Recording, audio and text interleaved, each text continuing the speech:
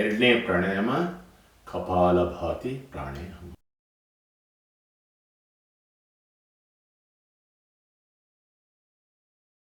ಈ ಪ್ರಾಣಾಯಾಮನ ಯಾರೆಲ್ಲ ಮಾಡಬಾರ್ದು ಅಂತ ಹೇಳಿದರೆ, ಗರ್ಭಿಣಿ ಸ್ತ್ರೀಯರು ಮಾಡಬಾರ್ದು, ಋತುಮತಿ ಮಹಿಳೆಯರು ಮಾಡಬಾರ್ದು.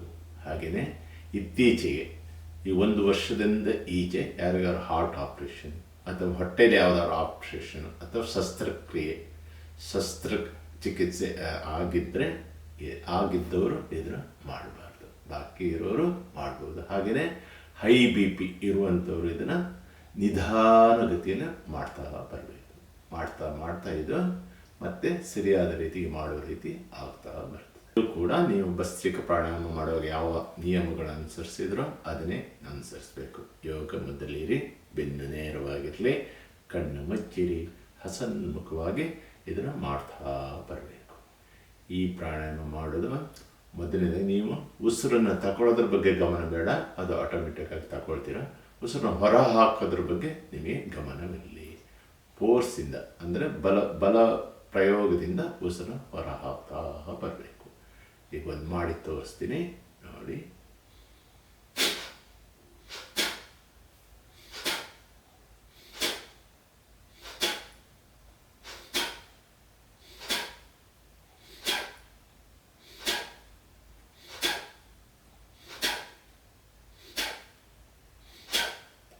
ಈ ಥರ ಮಾಡಬೇಕು. ನೀವು ದೇಹದ ಯಾವುದೇ ಭಾಗವನ್ನು ಅಲ್ಲಾಡಿಸ್ಬಾರ್ದು, ಹೊಟ್ಟೆ ಮಾತ್ರ ಅಲ್ಲಾಡ್ತಾ ಇರಬೇಕು. ಹೊಟ್ಟೆ ಮಾತ್ರ ಹಿಂದೆ ಮುಂದೆ ಹೋಗ್ತಾ ಇರಬೇಕು. ಇದು ಕಪಾಲಭಾತಿ ಪ್ರಾಣಾಯಾಮ.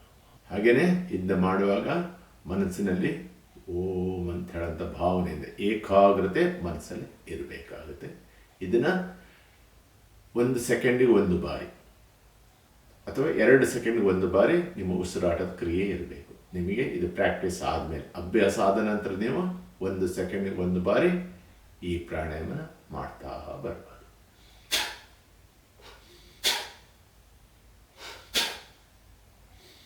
ಇದು ಪ್ರಾರಂಭದಲ್ಲಿ. ಕಲ್ತಾದ್ಮೇಲೆ ನೀವು ಮಾಡ್ಬೋದು ಅಂತ ಹೇಳಂತ, ಸಹಜವಾಗಿ ಮಾಡ್ಬೋದು ಅಂತ ಹೇಳಿ ಆದಮೇಲೆ ಈ ರೀತಿ ಮಾಡ್ಬೋದು. 3 ರಿಂದ 5 ನಿಮಿಷ ಮಾಡ್ಬೋದು. ಪ್ರತಿನಿತ್ಯ 3 ರಿಂದ 5 ನಿಮಿಷ ಮಾಡ್ಬೋದು. ಇದರಿಂದ ಇದರ ಉಪಯೋಗಗಳು ನಿಮಗೆ ಅಸ್ತಮ ಇದರಿಂದ ದೂರವಾಗ್ತಾ ಬರ್ತದೆ. ಚರ್ಮದ ಸಮಸ್ಯೆ ಅಂದರೆ ಅಲರ್ಜಿ ಇದರಿಂದ ದೂರವಾಗ್ತಾ ಬರ್ತದೆ. ವೀಸಿಂಗ್ ಪ್ರಾಬ್ಲಮ್ ಇದು ಕೂಡ ನಿಮಗೆ ದೂರವಾಗ್ತಾ ಬರ್ತದೆ. ಮಲಬದ್ಧತೆ ಇದರಿಂದ ದೂರವಾಗ್ತಾ ಬರ್ತದೆ. ಹಾಗೆಯೇ ಯಾರಿಗಾದರೂ ಏನಾದರೂ ದೇಹದಲ್ಲಿ ನಿಮಗೇನಾದರೂ ತೊಂದರೆಗಳಿದ್ದು ನೀವು ಅದಕ್ಕೆ ತಕ್ಕಂಥ ಮೆಡಿಷನ್, ಔಷಧಿಗಳನ್ನ ಏನಾದ್ರು ತಗೊಳ್ತಾ ಇದ್ದರೆ ಯಾವುದೇ ಕಾರಣಕ್ಕೂ ಇದರಿಂದ ನಿಲ್ಲಿಸಬೇಡಿ. ಎಲ್ಲ ಕಾಯಿಲೆಗೂ ಇದೇ ಪರಿಹಾರ ಅಂತ ಹೇಳೋದು ತಿಳ್ಕೊಳ್ಬೇಡಿ. ಆದರೆ ನಿಮಗೆ ಬರುವಂಥ ಕಾಯಿಲೆನ ಶಮನ ಮಾಡಲಿಕ್ಕೆ ಈ ಯೋಗಾಸನ ಪ್ರಾಣಾಯಾಮ ನಿಮಗೆ ಸಹಾಯ ಮಾಡುತ್ತೆ.